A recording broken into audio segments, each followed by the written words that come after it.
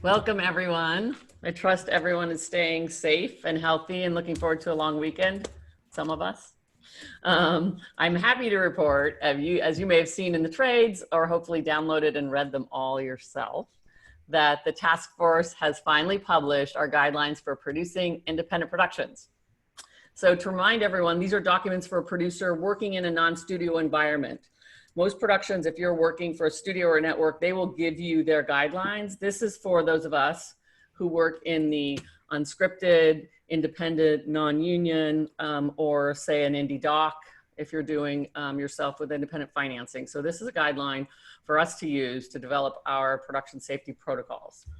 And for those of you who don't know, they include a summary of the AMPTP and the way forward documents, a green light questionnaire and pre-production recommendations, red light protocols, code of conduct, clear requirements for both the HSS, Health and Safety Supervisor, and Health and Safety Manager job descriptions, as well as an entire org chart of what a health and safety department would look like on a bigger production, budgetary guidelines, and notes from the field. And a little later, we're also going to give you a website that our own Michelle Bird has put together so that this notes from the field can be an ongoing tips from the field that anyone, PGA member or not, can contribute to and access.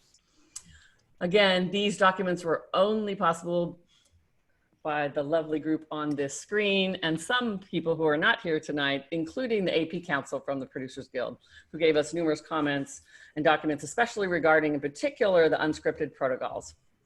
So I'd like to have the task force that's here on the Zoom introduce themselves and make a comment, or give us a tip, or tell us something you've learned on an unscripted or an indie doc that you might not have otherwise known. And remember, we're talking about unscripted and indie docs today, and then we will open it up for questions, either on the guidelines themselves or anything else that you may have a question on. So I'm gonna start with the PGA team. Let's start with Kyle. Okay, hold on. Sorry about that. I wouldn't expect to be first. Sorry. Hi, I'm Kyle. I'm the Director of Member Services for the Guild. And I just think that this has been so educational. And actually, I was going to say earlier that someone who is no way related to the PGA, but is in the industry, told someone else I know that he was so impressed by the guidelines and all that was provided by this wonderful task force. So it is a treasure trove of information for everyone. So well done. Thank you, Kyle. And Diana, always behind the PGA logo. Hi, everyone. I'm Diana White. I am the Manager of Member Services and Events with the Producers Guild, and I'm based on the East Coast. Great. And Michelle Bird, who's going to also tell us about this productiontips.org. Sure, it's a real secret. Michelle Bird, I'm Associate National Executive Director, and some of you have been great in reaching out and just letting us know. So I've heard from a few people about the nonfiction doc space. So the more you reach out, the more we can kind of quickly get this into the conversation. So encourage everybody to reach out either directly or on info@producersguild.org. And as Lori mentioned, productiontips.org is a place where all your tips can go. So thank you. Thank you. Thanks for setting that up. And Susan Sprung, who's spent countless hours with me and all the industry unions and other organizations trying to tee up the industry-wide paper, and then we decided to do it ourselves. So. Hi, I'm Susan Sprung. I'm one of the National Executive Directors and COOs of the Guild. And as you can see from these documents, this was an incredible team effort. And the countless hours that this task force, and actually many of you watching by providing us with input, gave us to make this happen is really incredible. And I'm actually really proud of the PGA for what all of you have pulled off, and by the way, we'll continue to pull off. So to the extent there are new protocols out there, we're going to keep updating it and amending it as necessary. So thank you, guys. Thank you. And I will start with Bob Salerno. Sorry there. Hi, I'm Bob Snorno, independent producer based in New York, but lived and worked in Los Angeles for 10 years as well, and part of this PGA safety task force, as well as a few other task forces and committees in the industry trying to get production going. Worked with the bond company, Film Finances, on their committee, and others. And I would say it's been really pretty fascinating. We've spoken with lots of doctors, epidemiologists, PPE suppliers, different vendors, the entire group for so long, for so many months on such a regular basis.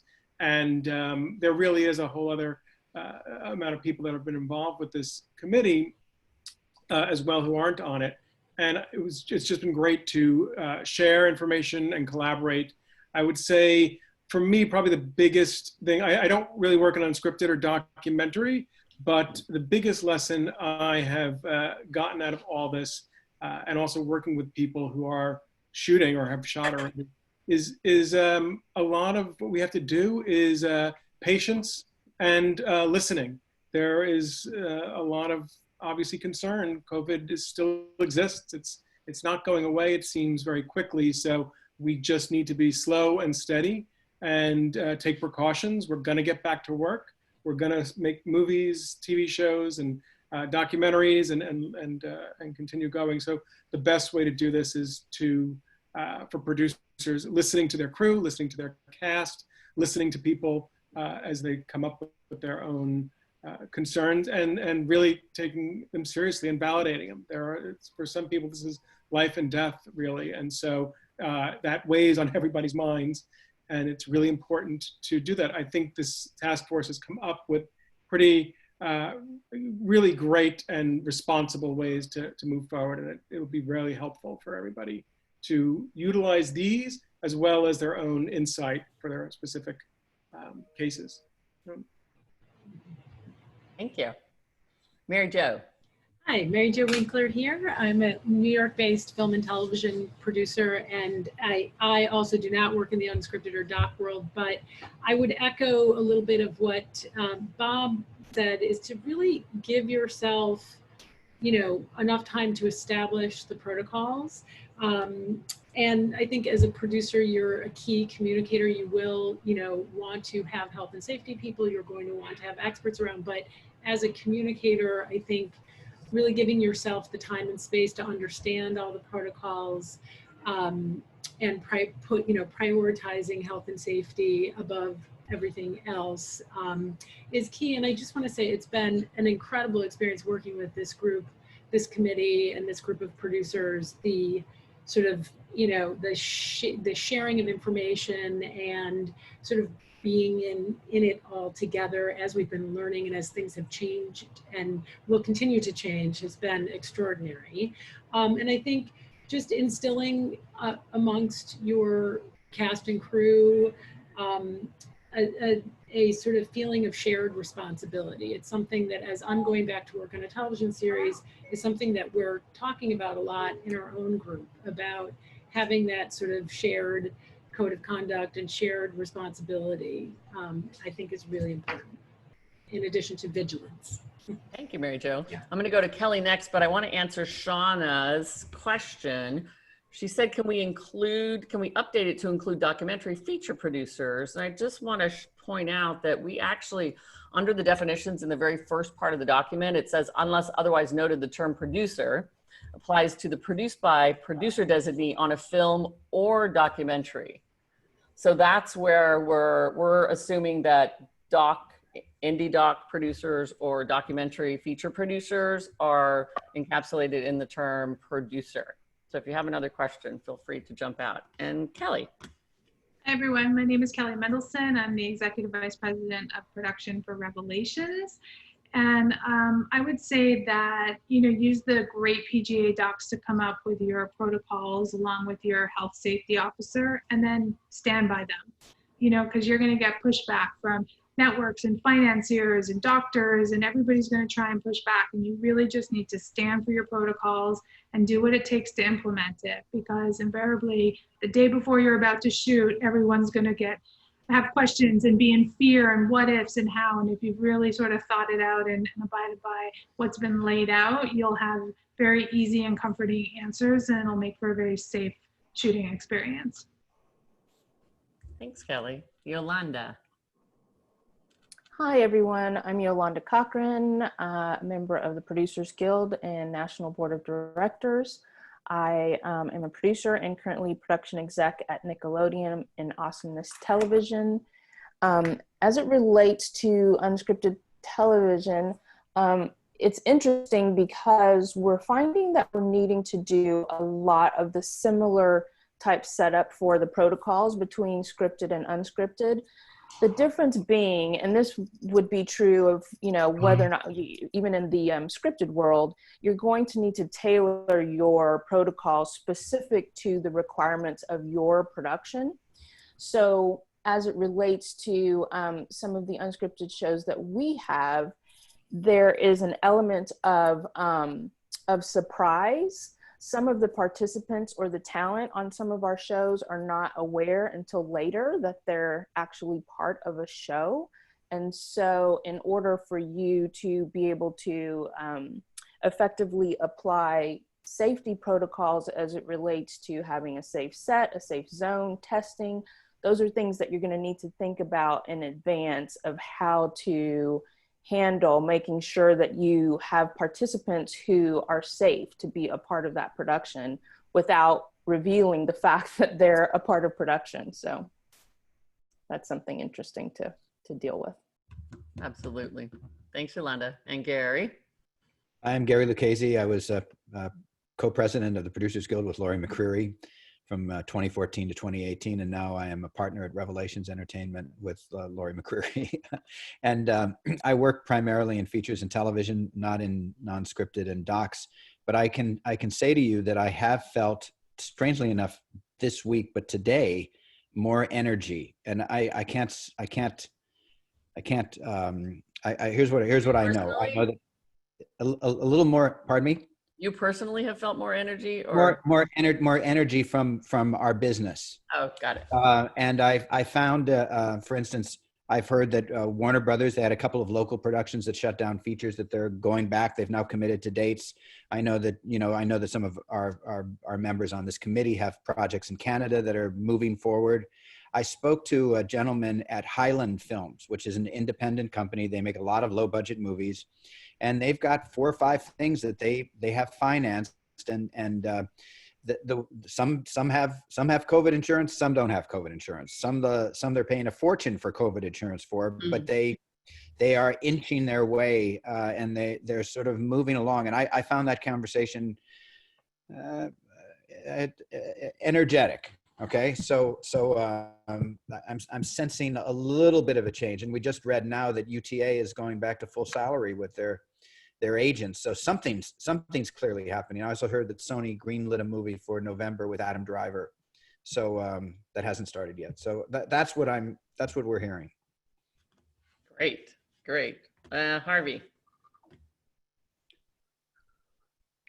Hi, Harvey Wilson. I'm an EIC in mostly unscripted nonfiction and production, working out of LA. Formerly on the board with the Producers Council. It's been wonderful working with this group of people, and it's amazing how open not only this group is, or the PGA as a whole, but our entire industry has been open to giving tips to us, to pulling things out and pushing in together, to chipping in together to make this all work, because we all have to get back to work, and everyone else that works in our industry has to get back to work.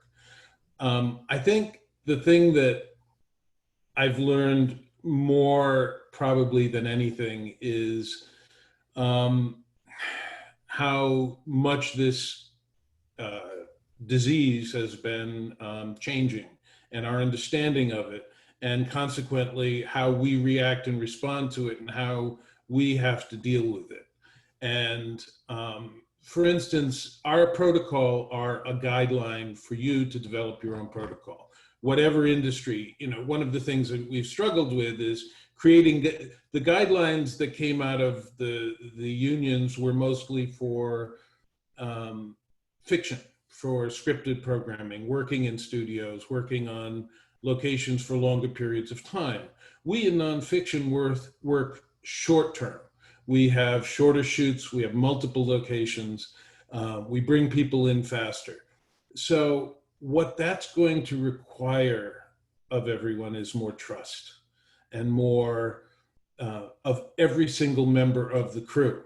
You have to work through your code of conduct and make sure that everybody is following it, and trust your team to all chip in and be part of it, to say, I'm not going to go out and shop. I'm going to have delivery brought in. I'm not going to go out to a bar, because on a short term, you don't have time to quarantine your entire crew. So that, I think, is the most challenging nature of this that we've learned, and the importance of testing. I'm discouraged that the AICP is not requiring testing on the short commercial shoots, because even if they did a rapid testing on the first day of a 3-day shoot, they would have a better chance of getting through. Okay, but anyway, I'll save this for more comments later. Thank you, Harvey. And last but not least, Jen Hare. Hi guys, Jen Hare. I'm a line producer, DGA UPM. I also mostly work in the scripted realm, indie production, LA and Indianapolis based.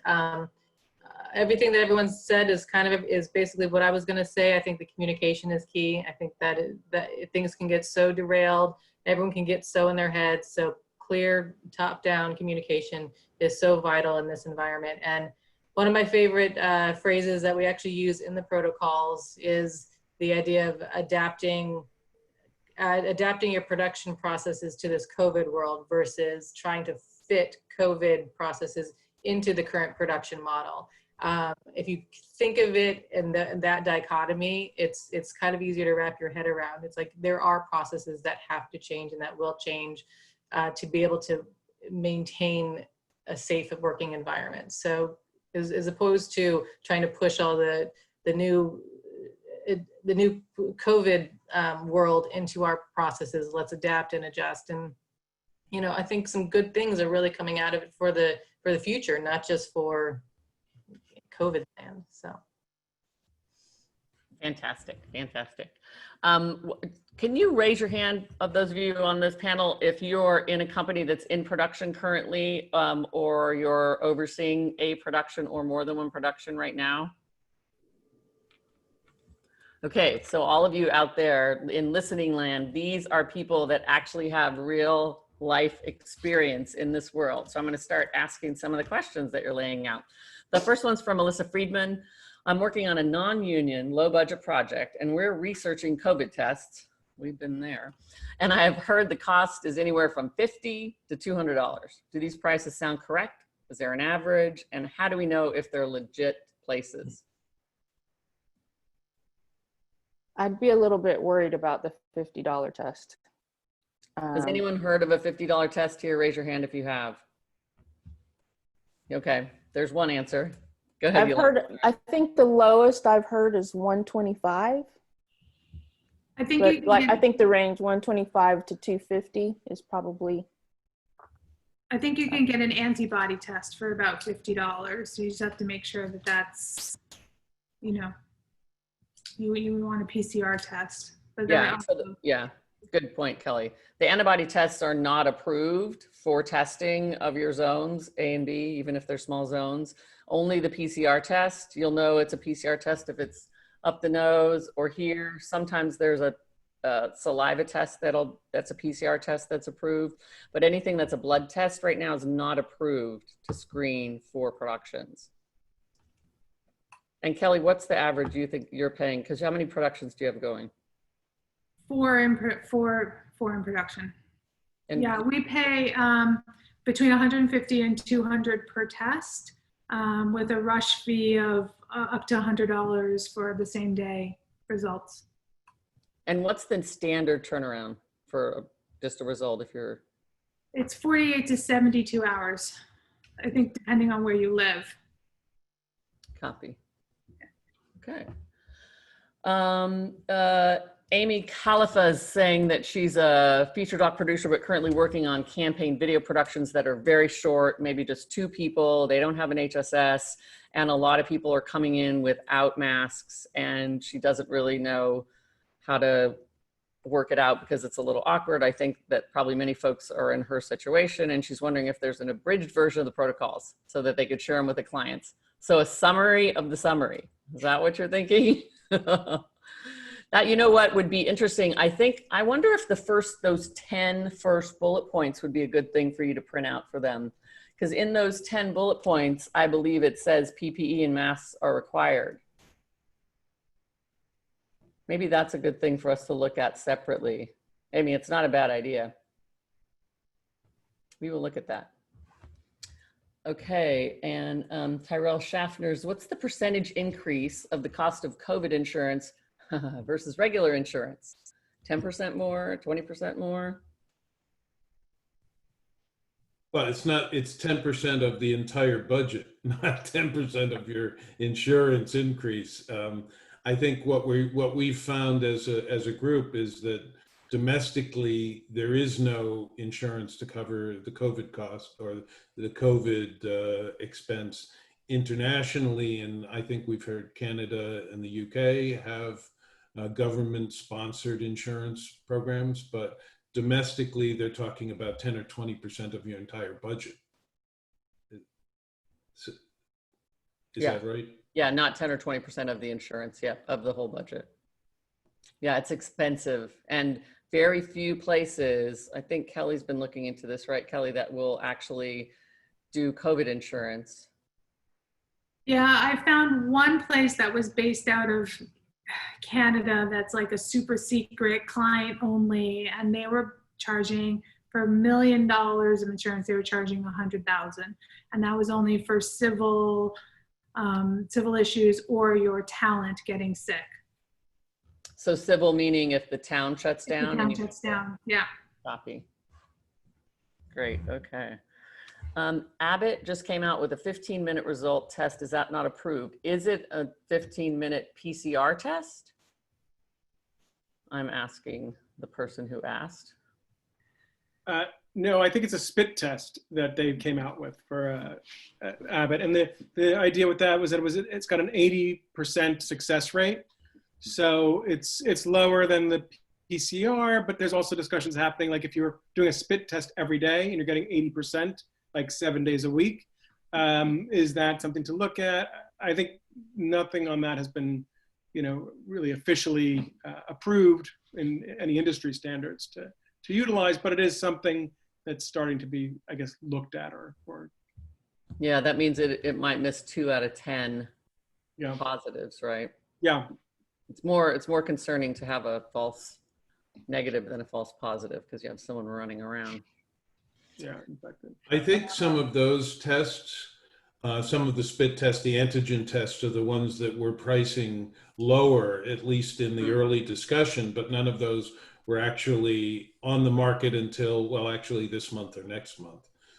So they may be coming about, and you may have some that are lower priced, but I think that this is just, if I could throw this in, that I think the concept of having these rapid tests available on a daily basis for the short shoots is a potential way to get through the shoots that are 1 day, 2 day, 3 day, where you're bringing in small groups of people, so that if you're coming in, maybe before you start, you get a PCR test, and then, but because a PCR test won't necessarily pick up something that is still incubating, then you can add the rapid tests in the mornings and get through that short shoot if you don't have time to quarantine, or you don't have the resources or finances to quarantine. It's just a thought. It's not part of our protocol, but I'm trying to think how we can survive through some of these short nonfiction projects that don't have the resources that the larger ones have. Can I just add something to that? A lot of companies are advertising for low tests, but when you dig in, you realize you need to have a doctor that does a lab requisition. that doesn't include lab fees. Like there's all sorts of other fees that add on that make the cost of it much more expensive. So just make sure to ask those questions. How many, Kelly went through, I think, 4 or 5 different companies and realized that the low cost ones were hidden costs that just ended up being more expensive than a one-stop shop, right? Yeah, they're vendors. Here's a question for you, Kelly, from Liz Shea. Working on a small documentary production, traveling to multiple locations, just because I know you're doing that. Should the crew test before and after every flight? And if so, how many days should we wait to test after a flight? In other words, if they were exposed on a flight, how long would it take for a positive result? What are you guys, what are we doing? So we are testing everybody. We're doing an international shoot. So there's a requirement to enter a country of 48 to 72 hours from swab to border. So we're doing that. And then we're monitoring symptoms through our app, through our medic company.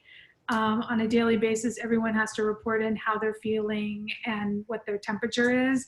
And then we will be testing about 5 days after. And we're also implementing the pod system, which is very important to keep our crew in their own bubble, separate from everybody else. Copy. So yeah, before and after every flight, it's usually before the flight, and then depending upon when they're going to show up for production, after the and flight. whether or not they're quarantining upon arrival. Like Exactly. if they're immediately quarantining, it doesn't make sense to test them immediately. You would want to test them at the end of the quarantine period. The other thing I'd say about that as well is it's a good idea to test prior to travel from the standpoint of being responsible to not have someone positive be in transit with other people. But also depending upon how frequently they're traveling or the timing, if someone tests, they're in a location for 1 day or 2, it might not make sense to test them immediately again.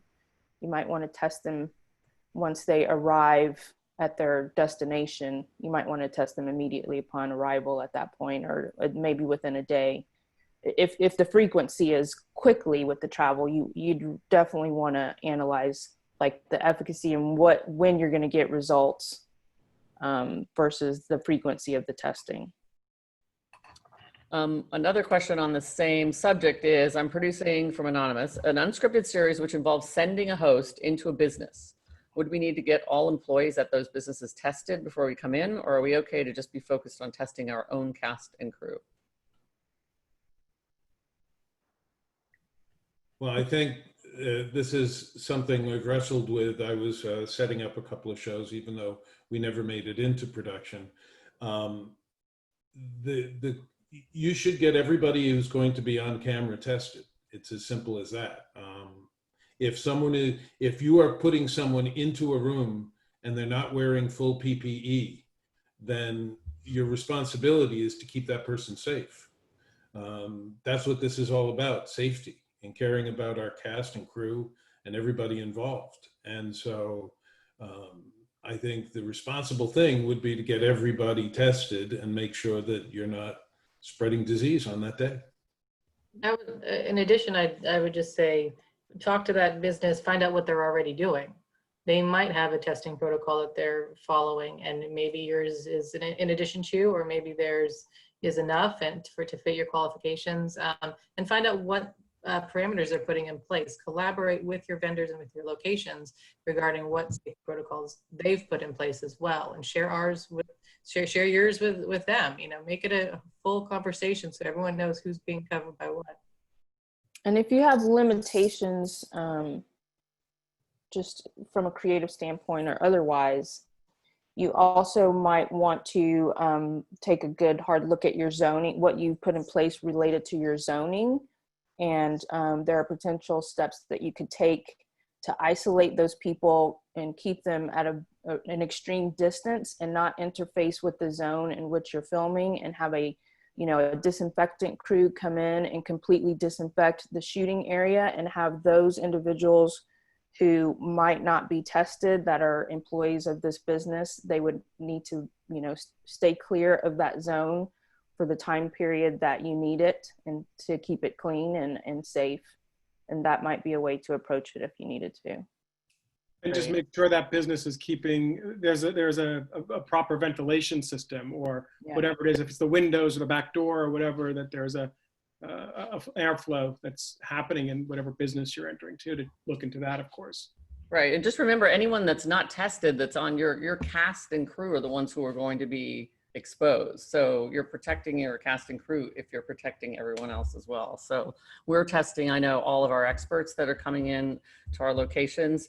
Even if we're outside, we're testing, having them all get tested before they show up with our cast and crew. Kelly, do you know the name of the app the crew is using?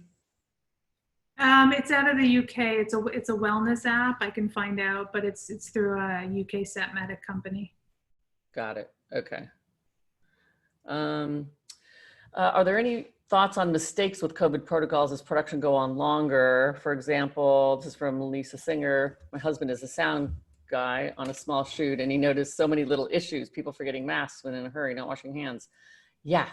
So that's a big issue. It's one of the reasons why we put these tips or notes from the field. I literally had my first day last Sunday on a set, and a few things that I didn't realize. One, you have a mask on. I expected I was going to have a mask on, and I'm turning around to talk to my director, and I literally, as the shot is going, you cannot speak loud enough without the sound guy hearing you, whisper to the director or whoever you're trying to get a hold of while it's rolling. And so hand signals on set are really a must. The other thing is, everyone needs to be reminded. Our makeup person, for example, was the person who brought all the shields, and she showed up for the first shot without her shield on because she's been doing it for 25 years.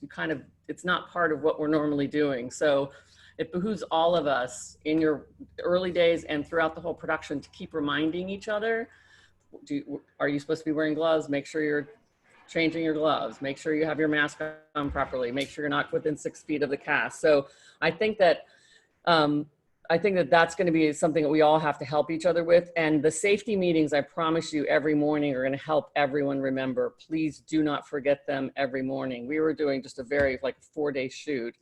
And I can't tell you how much just that helped, but we still forgot. Like, some people were picking up like props from the cast, which they normally would do on an unscripted show. You all want to help, but you pick that up and now it's contaminated. It has to go over and get decontaminated before the cast can get it again. So lots of little things like that I think, one, adds to your day, but also if you help each other remember, it'll be very, very helpful. And I would add signage also. Make sure that you have plenty of signage in and around your set to remind people. Also, it's really important. One of the things we've been hearing is some small productions are giving the responsibility for COVID compliance to a production coordinator who doesn't reduce any of their other work. We need to make sure as an industry that we have dedicated health and safety personnel on every shoot.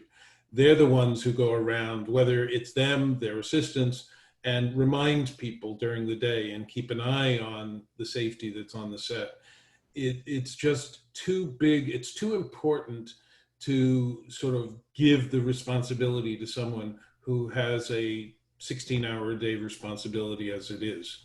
So no matter how low the budget is, please try and have a dedicated person taking care of your health and safety. And I would also like to add in prep too, because it's an enormous amount of work getting up to the first day of shooting and organizing everybody.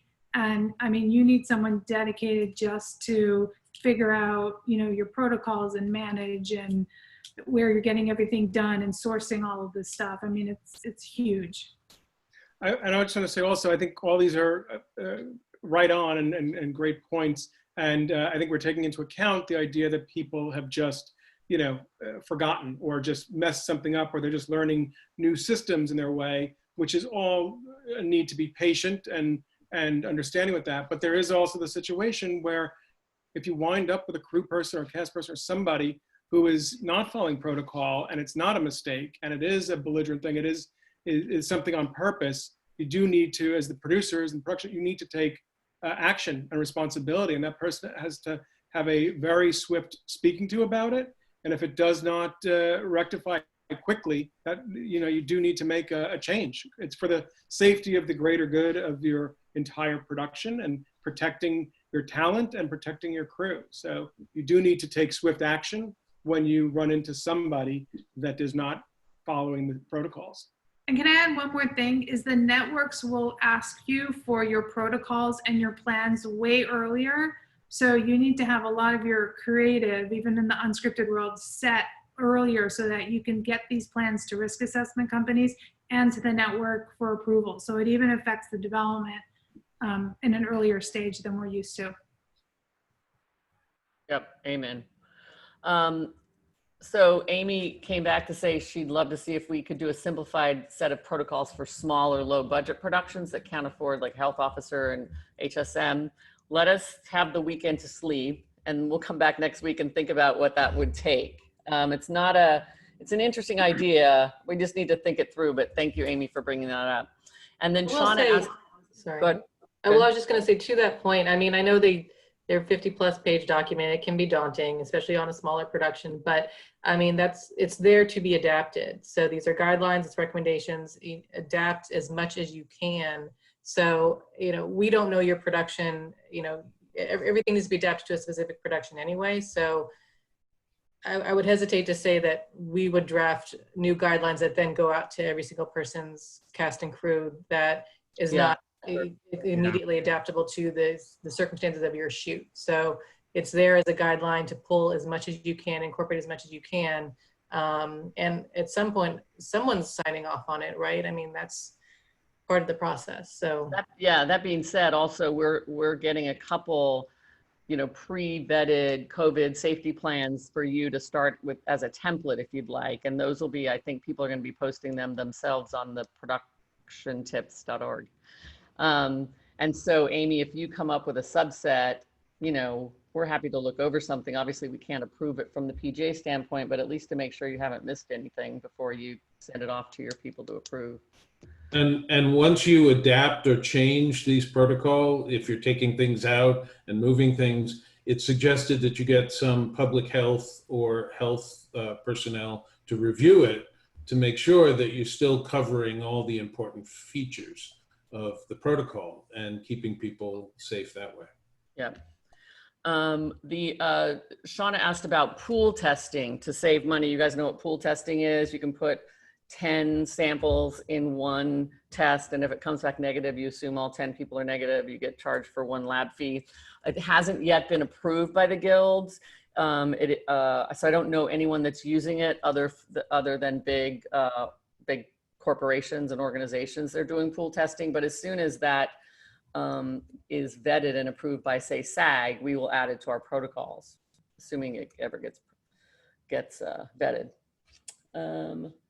Regarding insurance for independent doc, my insurance company said workers' comp would cover crew if they got COVID, although usually go through their person's health insurance first. Is that what you have all heard? Or are there other COVID insurances one should be thinking about for indie docs? Well, as far as health insurance, sorry, it's my thing, health insurance, as you all know. Health insurance actually will kick in, but it will also refer back to the workers' comp, and that is a state-by-state thing that Susan can tell you about. But we know that in New York and California, workers' comp is on the side of the worker, and in some other states, it's on the side of the employer and doesn't kick in until, you know, they assume you got it somewhere else. In California, New York, the assumption is that you got it at work. But this is not what insurance, when you're talking about COVID insurance, you're talking about insurance for the production, not the individuals. Workers' comp will be there in those states particularly, but the insurance that you're really talking about when you talk about COVID insurance is insurance to cover you if you get shut down. Who's going to bear the expense of those 2 weeks? That's part of what, you know, we've added, Lori added as a 10% or 15% contingency on your budget, because there isn't insurance covering it. That's being required to be self-insured. But that's the larger expense that you're going to incur if you get shut down for COVID or have other expenses associated with it. Great. question is production doing separate COVID production meetings for the staff and crew? Are you guys finding that's what's happening? Yeah, on the studio, I mean, I'm working on a studio project right now, and the studio is actually doing a health and safety meeting with executive producers and cast. We have a health and safety manager that is holding trainings, and then they're also putting together a training for every single crew member. So yeah, there's a lot of discussion about separate meetings, or it's taking up a portion of the production meeting. Yeah, and I would say we had our safety meeting basically turn into a COVID protocols meeting, and then I separately spoke individually to the talent and the people in the field to check in with them after that, because I think that when people are first going out, it's really important for the producers to have that connection directly with the people that you're sending out to make sure if they have any questions, they couldn't answer it and ask it in front of people, that they that they get those questions answered. And I think Kelly sent out our protocols well in advance of anyone stepping foot, near a test. Yeah. Michelle Walker is on set in full PPE and can't get her question directly, so someone's asking it for her. She's getting kicked off Zoom too. Oh, I'm so sorry. So I would really like to know if the PJ will support and help protect non-union producers. I've been a member of the PJ for 20 years. Production management needs to be assisted and helped in this new work world. Yeah, it's so because the best that we can do as an organization, and Susan and I'm sure Michelle will jump in if I say something wrong, is that we all as producers can band together and make sure that we're supporting producers on other productions and call the people that are in charge. So if you have someone that's in charge of your production that you feel is not watching out for your crew, let us know and we will make a few phone calls. There's nothing we can do legally. We can't shut down a production. We can't do what some of the other unions can do. But we can, make it known in our world, which is a small world of producers, that we will not abide by people not being treated well. Yeah, that's right. I mean, I know that's not a very satisfying answer, but we unfortunately can't do anything beyond that. Let's see what else. Captain networks, such as certain networks, will ask for a kill budget should you have a COVID incident. Did we get asked that, Kelly? No.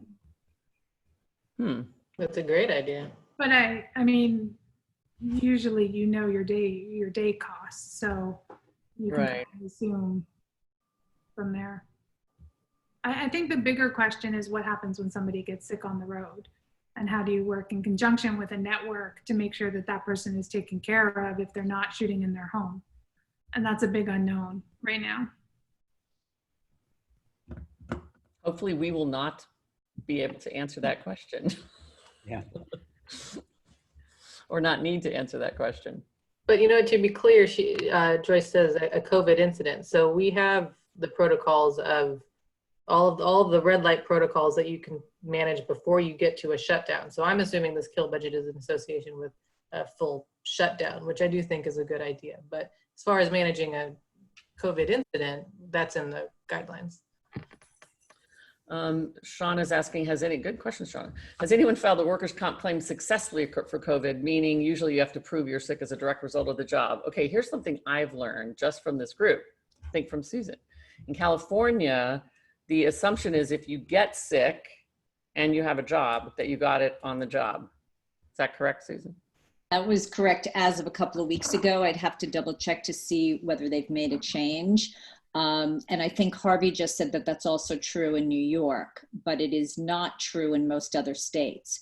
So you'd have to obviously determine what the law is with respect to that particular state. So by the way, if you have a particular state that you're interested in, we can reach out to outside counsel and try to get you that answer. So Shauna, if you want to email us, and you can email either me or Michelle separately, we'll look into that for you. Great. Eric Ray is asking to expand on the kill idea. Have you ever negotiated an early wrap fee in advance in case of COVID? If we shut down because of COVID, we're going to give you XYZ. I think most of the time in nonfiction, we work under deal memos, not contracts. So an early kill fee, if it's negotiated and you add it to it. But the deal memos are are at will. I'm not saying that that's the right thing. I would never just leave someone hanging, but I think the fair thing would be to evaluate it. And going into this, everything is an unknown. I think we and our crew and staff have to understand that there will be new incidences, and we'll have to be patient. Patience is a big issue here going forward. Yeah, I think on one of our productions, at least, we basically said, we think we're starting this date.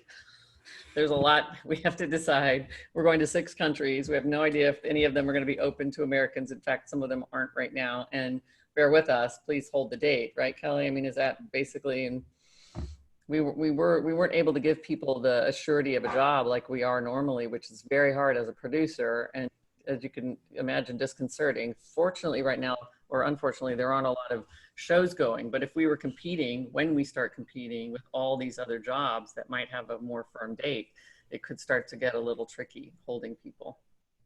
And most people didn't ask about what happens if we shut down and how will I get paid or compensated. Most people just wanted to know, like, if I got sick or someone got sick, how are we being taken care of? Will we ever be left alone?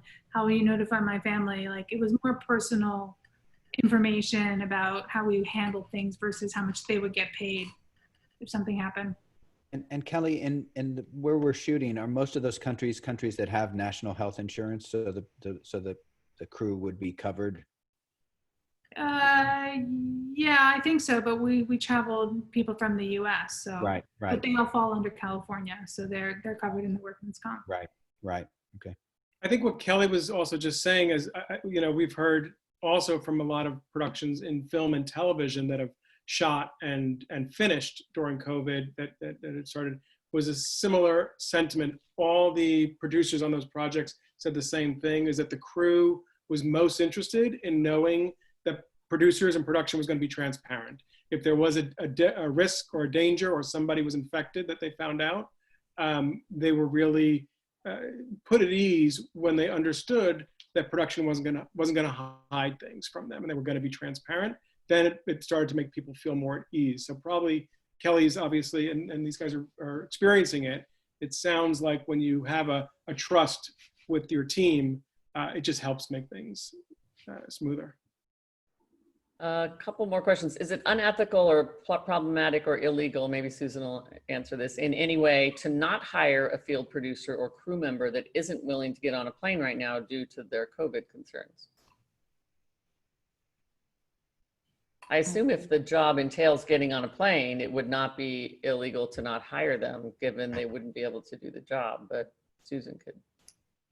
Yeah, so again, unfortunately, I'm not if that is part of the job requirement in order to do the job. I think I'm not sure how you could hire them, because then they're telling you they won't do the job, right? If there's a way to make an accommodation for them, then I think you would need to. So I think I would need to know more specifics about this in order to get you an answer.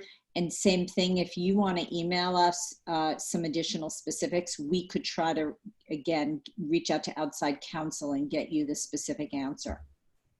But we need a little bit more facts. Great, thank you. I don't know if you could answer this, Kelly, maybe Jen can. If someone is an S Corp versus being paid directly, does that affect workers' comp? They're being told that they shouldn't get paid through their S Corp because they will not be covered by sick pay. So if you're being paid through your S Corp through a payroll company, then the employer pays workman's comp on that corp. So you just have to do it that way and not pay them as like a 1099 vendor with a AP check.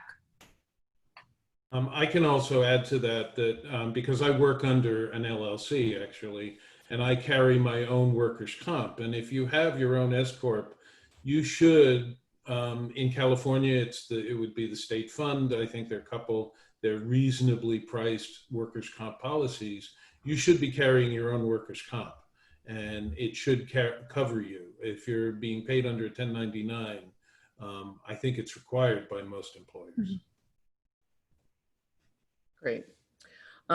Another question that flew by that I can't attribute it, so I'm sorry. It was a good question. What if you see a crew member on their social media is out, I don't know, at a bar or at a party, not wearing PPE? Do you have that conversation? Do you have that hard conversation? I'm paraphrasing, sorry, whoever asked that question. I think you have to, and I think you have to get them tested and put aside. There's like no question if that's what's happening. I think there's some people on our committee in the past who've experienced this, and they had to stop. It stops things, or you put that person aside, and they need to get tested and replaced. It's not negotiable. It's not like a. I mean, it's part of the job. It's part of taking the job is for them to be responsible for the, as you kept saying, for the whole. So make responsible decisions in your off time. The code of conduct, I'm in love with the code of conduct. I think it's great. And there's a section for, employees for the, it's like everyone needs to be responsible for the whole. If you cannot act responsibly for the 4 weeks or whatever the duration is you're on this show, then maybe it's not time for you to come back to work because you are putting everybody at risk. It is a very difficult conversation to have with people who take, let's just talk about our unscripted shows, who take these travel unscripted shows with the idea that I'm going to be away from my family, but I get to go to Greece and to Turkey and to all these places. And we basically had to tell everyone, I know this may be the first time you've ever been to Greece or the first time you've ever been to Turkey, but we are going to, I'll have Kelly tell you what our HSS person did, but you're going to be restricted severely. And Kel, what's our guy doing for them? So he's going to identify restaurants in the area that we can either shut down or that he feels confident that the crew can travel to safely, either in the hotel or right around. And he'll identify, a couple of locations where people can go. And we also have a PA available on their days off to bring them whatever they need. We'll do their laundry. We'll really just make sure that they feel taken care of without leaving their hotel. Without leaving their hotel.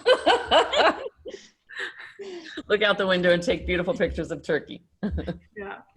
Yeah, by the way, we're also aware of a production that SAG shut down because of someone on not complying. So it's serious. And if the unions find out, they'll shut you down. They will, and they are looking, even if you're a non-union show, everyone's looking around, talking to each other, talking about what's happening. So try to please stick to the protocols, shoot us an email at info@producersguild.org. If you have any questions, we can try to help you. If you're going to a certain country and you need contacts, as long as they're not the super secret contacts, we will share them with you. Susan, this was a big union show? Yeah, there was a DGA director and a SAG actor. Right. Because I know that you have to keep things confidential. At the same time, if people hear that things like this can happen, they take it more seriously, right? Yeah. Yeah, I agree. Any last comments? Michelle, did I miss any questions that flew by? So many good questions. No, I know there are a few people who are on the Zoom who've been in production, some doc people like Julie Anderson. I know Ellen's been in production recently on an indie feature. I don't know if they have anything they want to chime in about. We'd love to hear. Don't be shy. Shy or slow typers.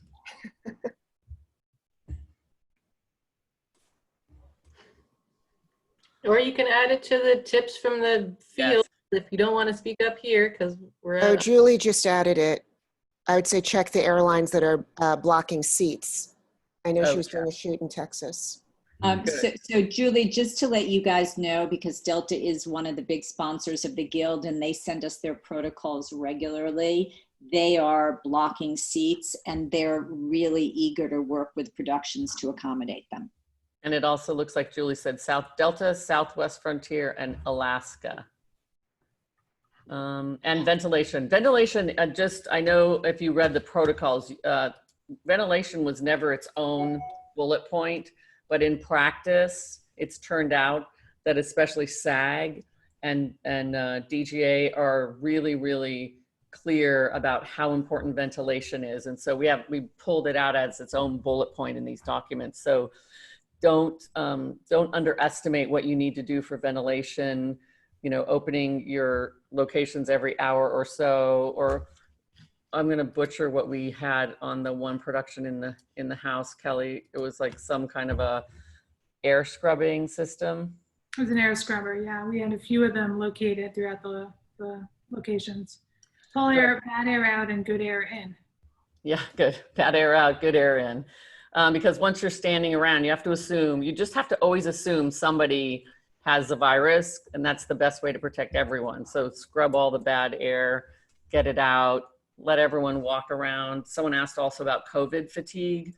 And I think PPE fatigue is a real thing. So, you know, we recommend in the docks every hour or two, letting your crew have a break, social distance, walk away, take their mask down, breathe fresh air, and all of that.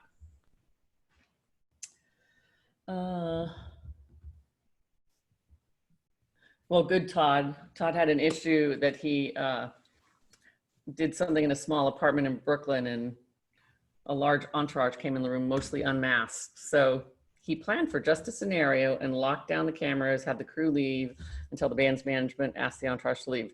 Very good. That's a tricky thing, right? When you have someone who's your talent and their typical, you know, team comes in unmasked and not according to protocol. So good for you that you had thought about that.